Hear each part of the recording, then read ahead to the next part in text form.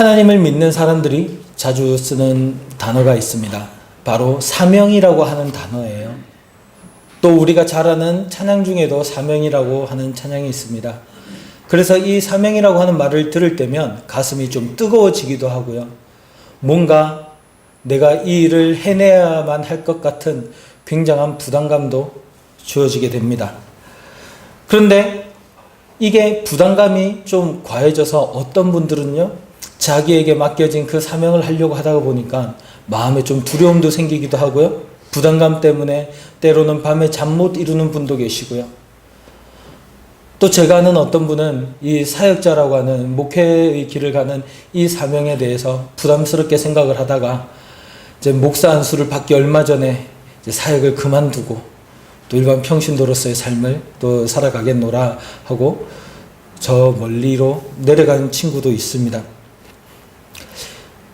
아마 예수님께서도 그 사명이 참 감당하기 어려우셨던 것 같아요. 십자가를 지시기 전날 밤 하나님 앞에서 기도하시는 그 모습을 보면 땀을 흘리시는데 그 고통이 얼마나 심했던지 그 땀 사이에서 핏물이 섞여서 나올 만큼 그렇게 괴롭게 그 사명에 대해서 생각하시고 또 그것을 감당하기 위하여 큰 부담을 가지셨던 것을 우리는 바라보게 됩니다.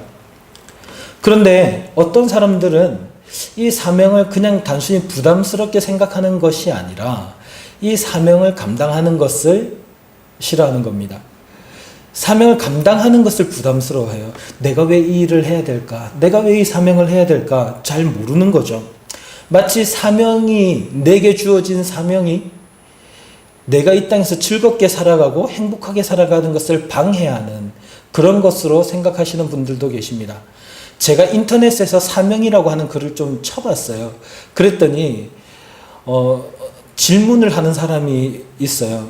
어떤 사람이 이제 인터넷에 보면, 포털 사이트에 보면 질문을 하면 답변하는 게 있잖아요. 거기에서 질문이 어떤 질문이 있냐면 어떻게 하면 하나님이 내게 주신 사명을 바꿀 수 있을까요?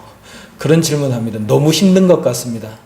그렇게 하면서 그 질문을 해놓은 것을 봤습니다. 아마 이 사명만 없으면 하나님께서 나에게 원하시는 이것만 아니라면 내가 세상 사람들처럼 좀 즐겁게 살아갈 수 있을 텐데, 하고 싶은 거 다 할 수 있을 텐데, 또 교회에서 나에게 맡겨진 이 일들, 왜 나에게 이런 일들을 맡겨서 이것 아니면 좀 잘 살아갈 텐데, 재밌게 좀 놀러도 다니고 약속도 잡고 그렇게 할 텐데 왜 이 일 때문에 내가 참 내 걸 다 포기해야 되나, 그런 생각이 드실 때도 있을 것 같아요. 그런데 한편으로는 사명을 내려놓자니 하나님이 무서워서 또 못 내려놓겠어요. 하나님께서 내가 사명을 잘 듣고 또 하나님께서 시키시는 일을 잘하면 복도 주실 것 같고 내가 원하는 것들 좀 기도의 응답도 주실 것 같은데 또 그걸 안 하면, 사명을 안 하면 하나님께서 꼭 벌 주실 것 같고 내 앞길 막으실 것 같고 회초리로 때리셔가지고 내가 울면서 돌아오면 다시 그 사명을 감당하게 하실 것만 같은 그런 생각을 갖는 분들도 계십니다. 그러나 또 반면에 이 사명을 아주 즐겁게 감당하시는 분도 계세요. 하나님이 주시는 은혜와 기쁨을 맛보면서 비록 고되고 힘든 일이라 하더라도 주의 영광을 위하여 제가 이 일을 하겠습니다. 십자가를 짊어지고 가겠습니다. 라고 하는 사람도 있습니다. 여러분은 어떠세요? 여러분은 사명이 여러분들을 끌고 갈 때 가기 싫어서 억지로 질질 끌려서 가는 분입니까? 아니면 주님이 주신 사명을 기쁨으로 짊어지고 그 길을 걸어가시는 분이십니까? 오늘 본문 말씀을 보면 사사 삼손은 우리가 잘 알다시피 사명에 질질질 끌려서 다니는 사람의 대표적인 모습과도 같습니다. 삼손은 사사이고 나실인이지만 사명을 위해서 살았다기보다는 자기 정욕을 위해서 살았어요. 그러나 그렇다고 해서 그는 사사로서 맡겨진 사명을 또 포기해버린 사람도 아닙니다. 삼손은 20년 동안 이스라엘의 사사로서 이스라엘을 다스렸어요. 그러니 사사하기 싫습니다. 그렇게 이야기를 한 건 아니에요. 그러나 동시에 그 사사의 길을 가는 데 있어서 굉장히 이 세상을 향하여 눈을 돌리고 살았던 사람이죠.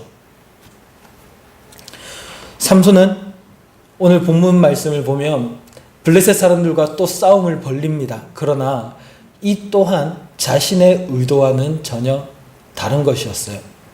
하나님께서는 이스라엘을 구원하기 위한 싸움을 시키시는 것이고요. 삼손은 자기 자신의 욕심과 자기 자신의 복수를 위한 개인적인 일들로 오늘 싸움을 하고 있습니다. 우리가 14장에서 본 것처럼 삼손은 자기의 결혼식 때 내기를 걸었어요. 그리고 수수께끼를 냈습니다. 자기가 죽였던 사자와 꿀에 대한 수수께끼죠. 이 문제를 맞추느냐 못 맞추느냐에 따라서 아주 큰 건수, 겉옷, 배옷 30벌씩이 달려있는 그런 내기였습니다. 결국 답을 알지 못했던 그 블레셋의 청년들이 삼손의 아내가 되는 이 블레셋 여인을 협박해서 그 문제를 알아냈고요. 삼손은 그 내기를 갚은 이후에 화가 나서 자기 집으로 돌아가 버리고 말죠. 그 사이에 장인은 삼손이 이 아내를 버렸구나 생각을 해서 다른 남자에게 다시 이 여인을 시집 보냅니다. 오늘 본문에서는 이제 삼손이 집으로 돌아가서 시간이 흐른 후에 밀을 거둘 때쯤 돼서 보니까 이제 아내가 또 보고 싶은 거예요. 그 블레셋 여인의 사랑스러운 모습들이 또 기억이 난 겁니다. 그래서 염소 새끼를 아마 화친의 의미로 가지고 가는 것 같아요. 화목의 의미로 그 염소 새끼를 가져가서 처갓댁으로 갑니다. 그랬더니 그 장인 어른이 이야기를 하죠. 이미 당신의 그 친구에게 시집을 갔습니다 라고 얘기를 하는 거예요. 그 친구는 진짜 친한 친구가 아니라 지난번에 말씀을 드렸던 것처럼 그 삼손을 둘러싸고 있던 그 여러 사람들 중에 한 명이었던 거죠. 그 이야기를 들은 삼손은 충격에 빠졌습니다. 그때 장인이 제의를 하죠. 그 아이 여동생이 훨씬 더 이쁘지 않습니까? 그 아이와 결혼하세요. 삼손이 어떻게 보면 이때는 참으로 특별한 결정을 짓습니다. 왜냐하면 보통 삼손의 모습을 생각해 보면 예쁜 여자를 좋아하게 되어 있거든요. 그런데 삼손은 이 여인을 진짜 사랑했던 것 같아요. 자기 아내를 사랑했던 것 같아요. 그래서 그 여인의 아내 처제가 아무리 예쁘다 하더라도 그 여인과 결혼할 수 없었던 거죠. 화가 난 삼손은 여우 300마리를 잡아서 두 쌍씩 묶어가지고는 꼬리에 불을 붙입니다. 그리고 블레셋 사람들의 밭을 다 태워버려요. 곡식과 포도원과 감람나무가 다 불살라집니다. 근데 이 곡식들과 이 감람나무와 포도원은 블레셋 사람들에게 있어서 굉장히 좀 중요한 생산 품목이었어요.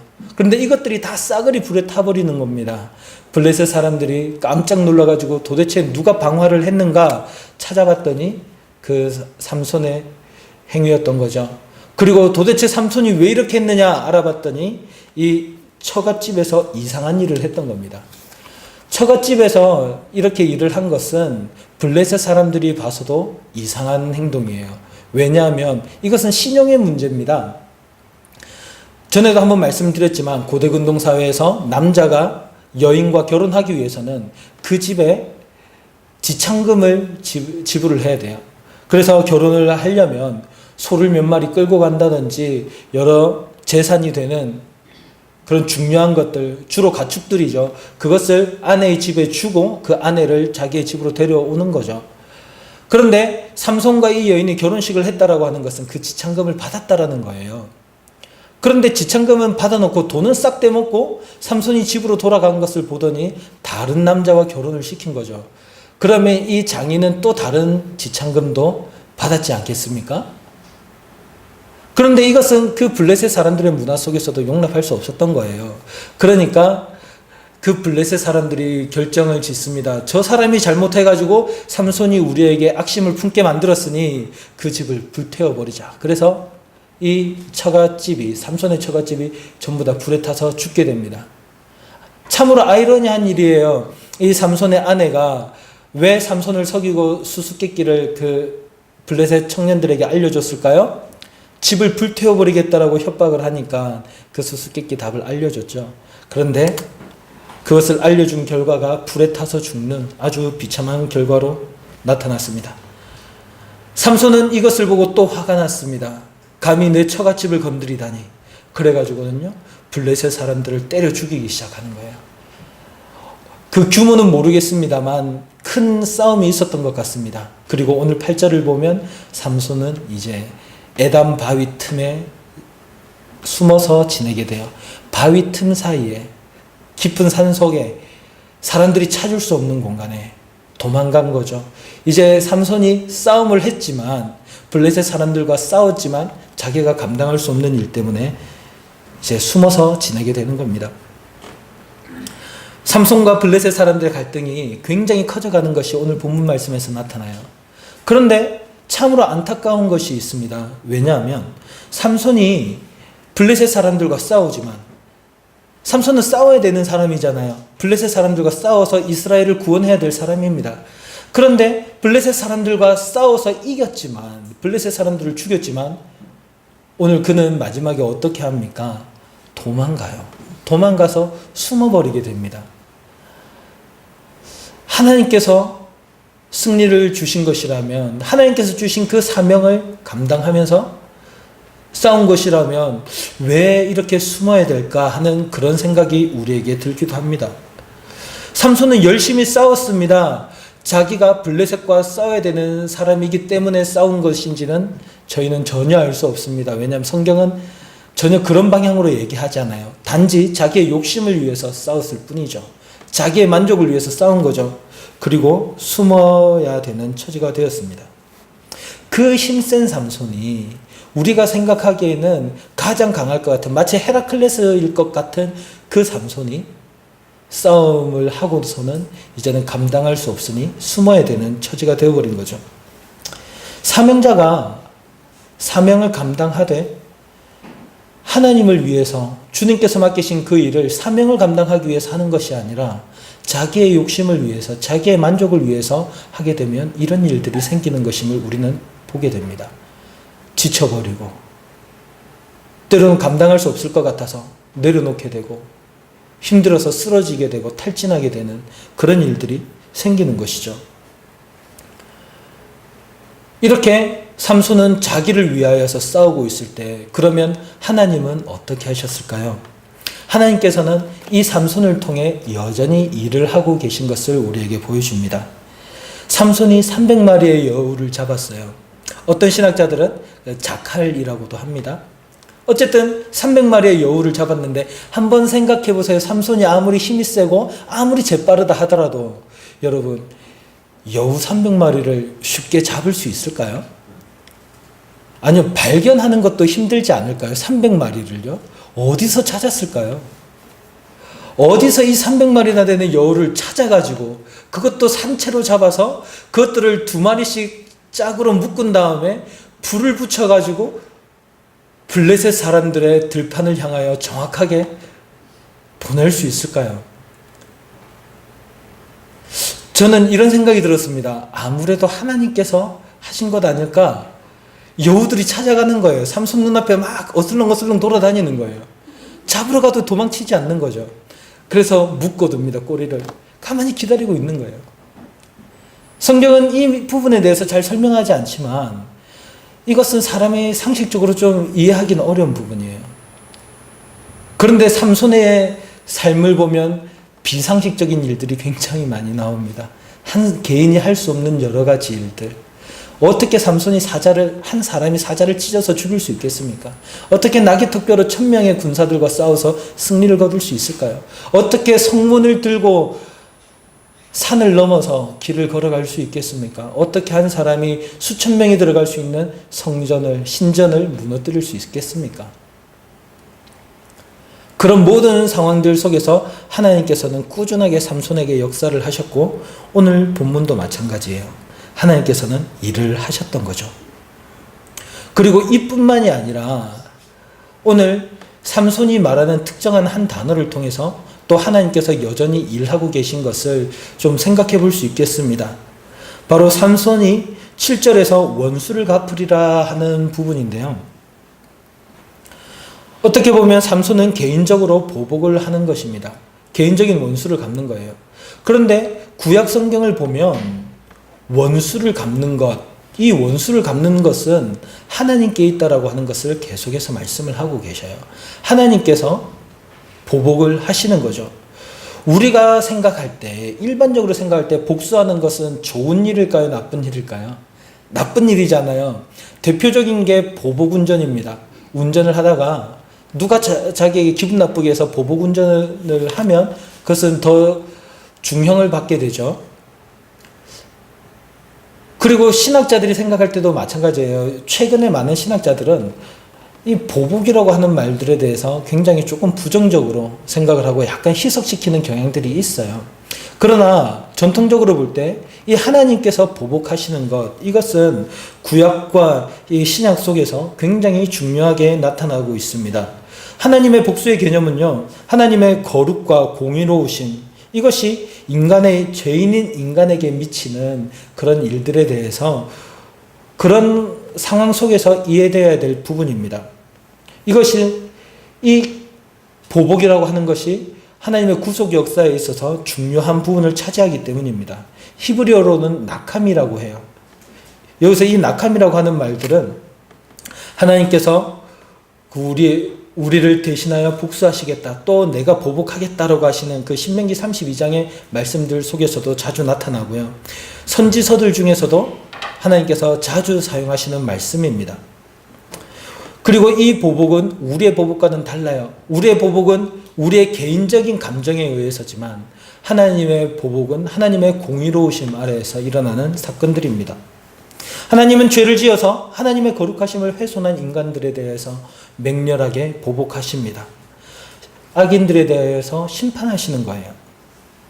그러나 우리가 기억해야 될 것은 하나님께서 우리 사람들처럼 자기의 감정을 참지 못해서 보복을 하시는 것인가요? 그렇지 않죠. 하나님의 보복은 철저하게 그 공의로우심 앞에 하나님의 공의로우심에 기반하고 있는 것입니다.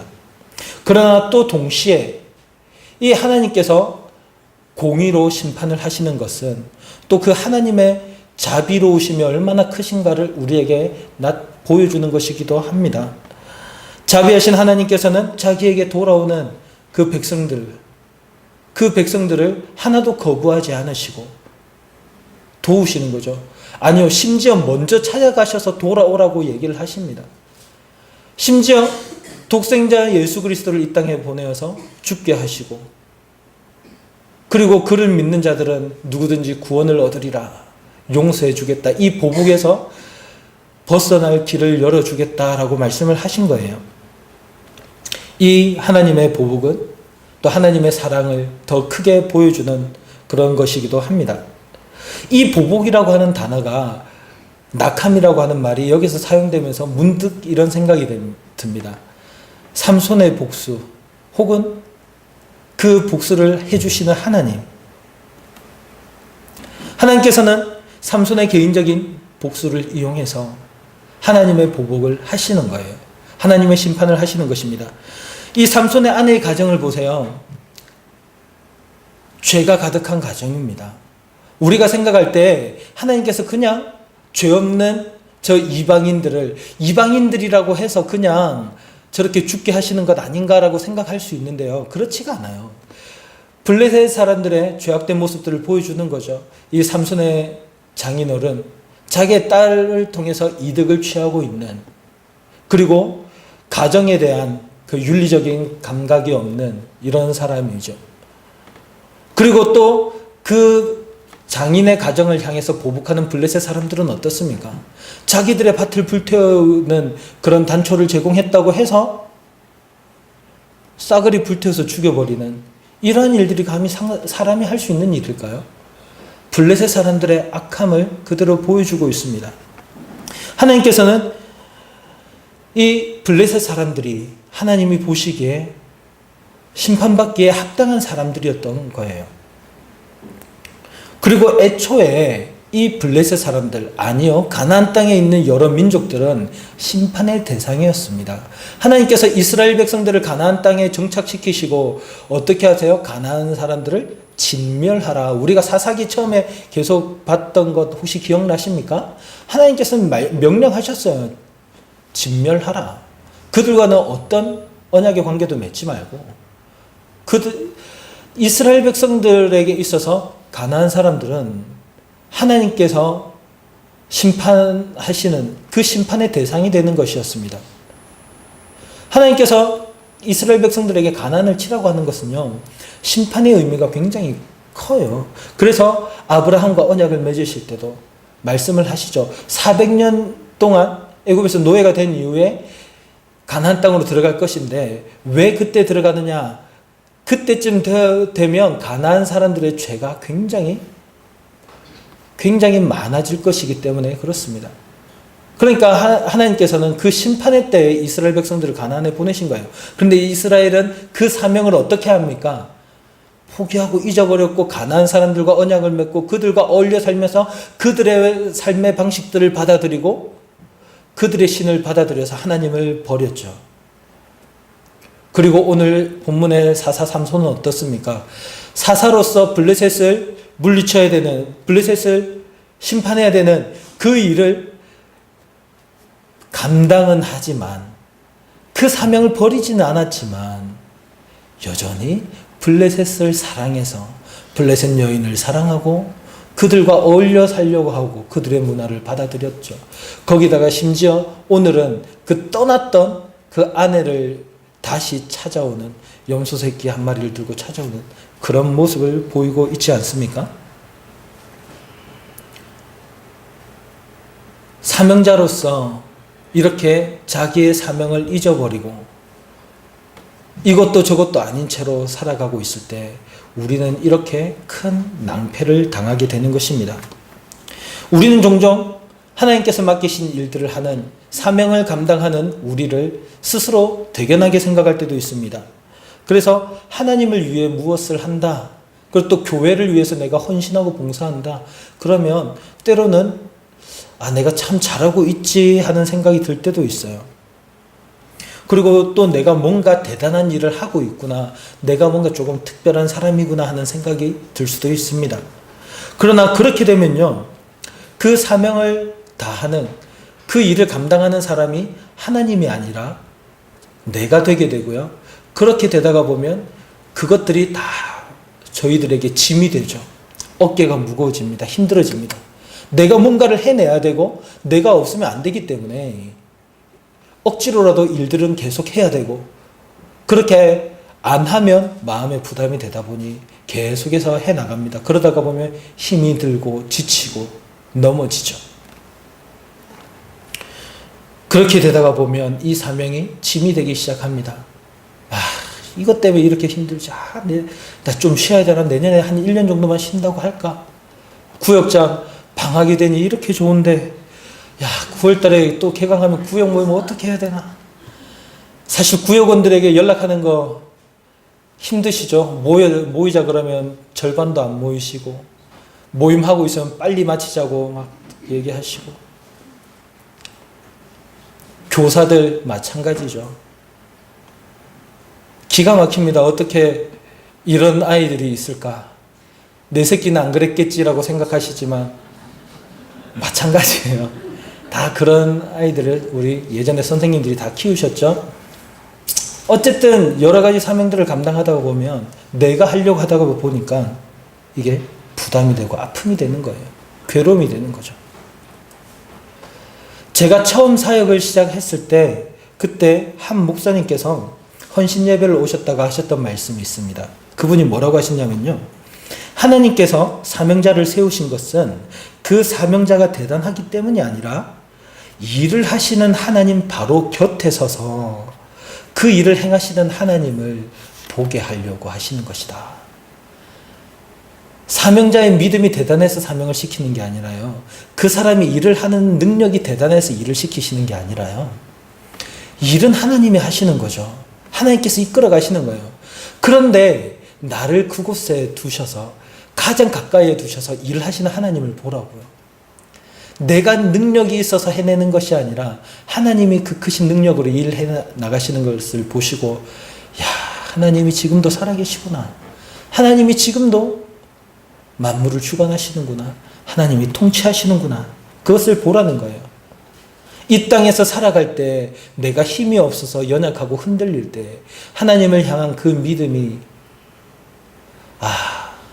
진짜 그 믿음이 별것 아닌 것 같다라는 생각이 들 때, 아무것도 아닌 것 같다라는 생각이 들 그때 하나님께서는 하나님이 일을 하시는 것을 보라고 얘기하시는 거예요. 봐라, 내가 일을 하마. 내가 좀 힘들다고 해서, 연약하다고 해서, 나 부족한 것 같아서 하나님, 주님께서 맡긴 사명을 하는 것은 잠깐 미뤄둬야 되겠습니다. 중요한 건 그게 아닌 것 같아요. 왜냐하면 그 말은 사명을 내가 감당하겠습니다라고 하는 이야기랑 똑같거든요. 그런데 오늘 본문을 보세요. 하나님께서는 계속해서 일을 하고 계신 거예요. 물론 다른 사람들은 전혀 눈치 못 채고 있습니다. 왜냐하면 하나님의 방법으로 하나님이 일을 하시기 때문에 삼손조차도 전혀 눈치 못 채고 있을 수 있어요. 그런데요, 분명히 하나님은 일을 하십니다. 우리의 상상을 벗어난 방법으로 하나님만의 특별하신 뜻대로, 그 계획대로 일을 하고 계셔요. 우리는 꼭 내가 일을 하는 것처럼 생각을 하지만 그렇지 않다는 거죠. 하나님께서 각자에게, 이 자리에 있는 우리 모두에게 사명을 다 맡기신 줄 압니다. 각자의 모양은 다르고 재능은 다르고 할 수 있는 여러 가지 모습들, 성향도 다르고 해서 그것이 어떤 사람은 두드러지게 보이기도 하고 어떤 사람은 표시도 안 날 수도 있어요. 그러나 분명히 하나님께서는 사명을 맡기셨고 이 자리에 있는 우리 모두가 사명자인 줄 압니다. 그런데 그 사명을 감당하고 있는 것은 누구입니까? 여러분이신가요? 아니면 하나님이신가요? 여러분이 하려고 하고 계신가요? 하나님이 그 일을 하고 계시고 그것을 믿고 또 그 행하실 하나님을 기대하는 것인가요? 이 세상에는 두 명의 사명자가 있는 것 같습니다. 물론 사명을 아예 감당하지 않겠다고 도망치는 사람도 있을지 모르겠습니다만 사명을 감당하는 사람들 중에 두 종류의 사람이 있는 것 같아요.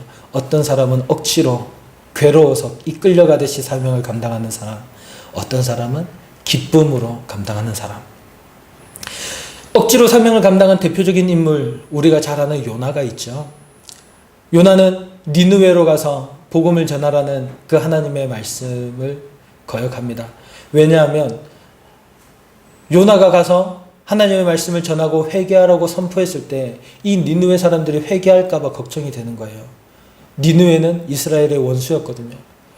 굉장히 큰 괴로움을 당했거든요. 그러니까 저 사람들이 회개하지 않고 하나님의 심판 앞에 끝까지 버티다가 다 죽어버리면 좋겠는 겁니다. 그래서 다시스로 도망을 갔어요. 그러나 그곳에서 풍랑을 만나서 큰 고기의 뱃속에서 회개하고 니느웨로 던져집니다. 그리고 그곳에서 복음을 전했을 때 하나님의 심판의 메시지를 전하고 회개할 것을 촉구했을 때 놀라운 일들이 일어나요. 그 12만 명의 사람들과 짐승들까지도 아마 회개의 행렬에 동참했는지 모르겠습니다. 그런데 그들이 회개하는 모습을 보고 요나는 또 마음에 안 드는 거예요. 그게 너무 싫은 거예요. 왜 저 사람들이 회개하는지 이해가 안 되는 거예요. 저 사람들은 구원받아서는 안 될 이방인들이고 자기들을 괴롭힌 나쁜 사람들이기 때문에 그렇습니다. 그런데 하나님께서는 또 특별한 방법으로 요나에게 그 하나님의 마음을 깨닫게 하시죠. 그 과정 속에서 요나는 큰 소리로 하나님께 외칩니다. 너무 괴롭습니다. 하나님, 차라리 저를 죽이십시오. 물론 요나는 하나님의 마음을 깨닫고 또 하나님께서는 그 니느웨 사람들의 회개를 용납하시고 또 그들을 살려주신 것을 우리는 알 수 있습니다. 그러나 이 요나는 사명을 감당하긴 했지만 그 사명을 굉장히 괴롭게 감당했던 사람이죠. 그리고 또 반대의 사람, 우리가 잘 아는 바울이 있습니다. 바울은요, 기쁨으로 사명을 감당했어요. 자기의 달려갈 길을 열심히 애써서 달려갑니다.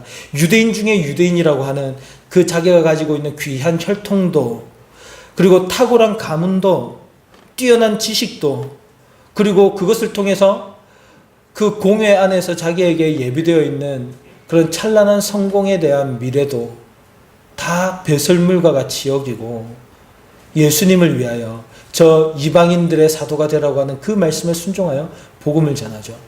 수많은 고난과 역경과 생명의 위협 앞에서도 그는 여전히 예수 그리스도의 생명의 복음을 전하는 것을 기쁨으로 감당했습니다. 기뻐하라, 기뻐하라. 바울이 옥에서 했던 이야기예요. 감옥에 갇힌 채로 기뻐하라 이야기를 합니다. 요나나 바울이나 똑같이 많은 사람들을 살렸습니다.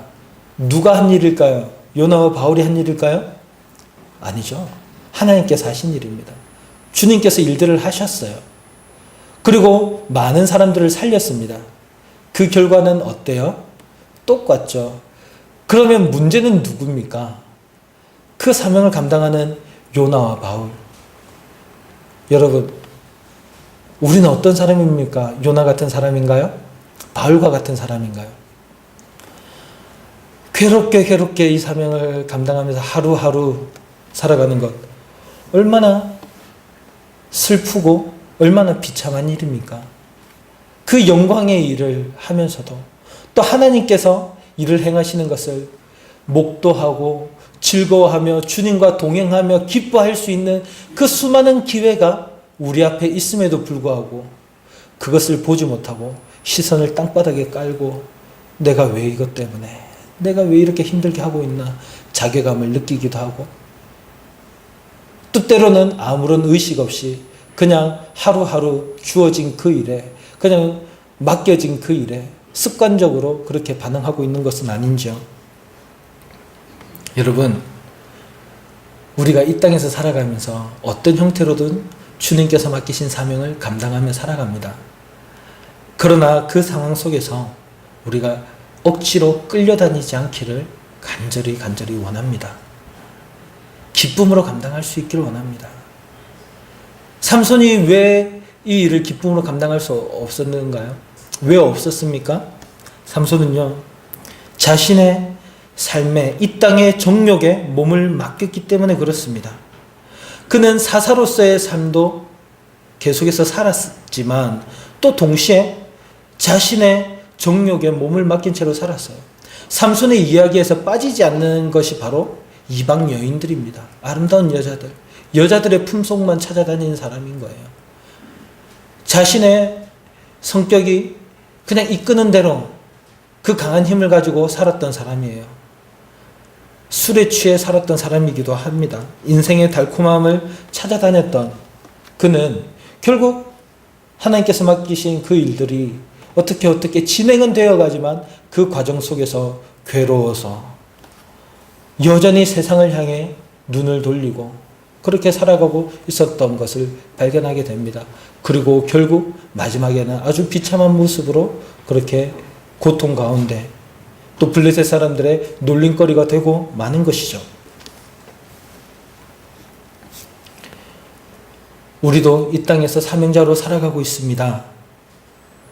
물론 그 사명을 감당하는 것, 처음 말씀드린 것처럼 부담스러운 일이기도 합니다. 내가 이 일을 감당할 수 있을까? 그런 생각이 들기도 합니다. 때로는 그것을 하는 것보다 이 세상이 주는 만족들, 그것이 더 커 보이는 것처럼 느껴질 때도 있습니다. 그러나 우리가 우리의 시선을 주께로 돌릴 수 있기를 원합니다.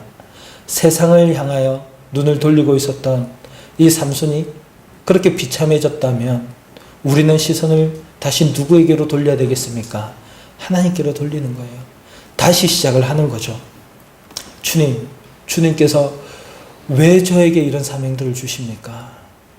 주님, 예수님께서는 왜 저 같은 사람에게 이 땅의 빛이라고 말씀을 하셨을까요? 소금이라고 하셨을까요? 주님, 왜 주님께서는 나 같은 사람을 데리고 예수님의 복음의 증인이 되게 하셨을까요? 주님, 왜 저 같은 사람을 사랑하셔서 예수 그리스도를 이 땅에 보내시고 그 생명의 놀라운 일들을 행하셨습니까? 도대체 주님은 어떤 분이십니까? 우리의 모든 초점이 이렇게 주님께 맞춰질 수 있기를 원합니다. 그때 다시 우리 안에서 하나님은 누구신가? 나는 그 하나님 앞에서 누구인가? 그것을 깨닫게 될 것입니다. 그리고 주님께서 어떤 일들을 하시는가? 과연 그 주님께서 지금도 그 놀라운 일들을 하고 계실 것인가? 기대되는 마음이 생길 것입니다. 주님, 저에게도 보여주십시오. 저에게도 주님이 일하시는 그것이 너무나 보고 싶습니다. 지금도 주님께서 이 세상을 이끌어 가시는 그 놀라운 역사 속에 저도 동참하기를 소망합니다. 그리고 우리는 그 사명을 감당하는 사명자로서 우리는 하나님의 일들을 가까이서 목격하며 주님을 찬양하며 기쁨으로 우리의 모든 삶을 드릴 수 있게 될 것입니다. 그런 우리가 될 수 있기를 간절히 소망합니다. 기도하겠습니다.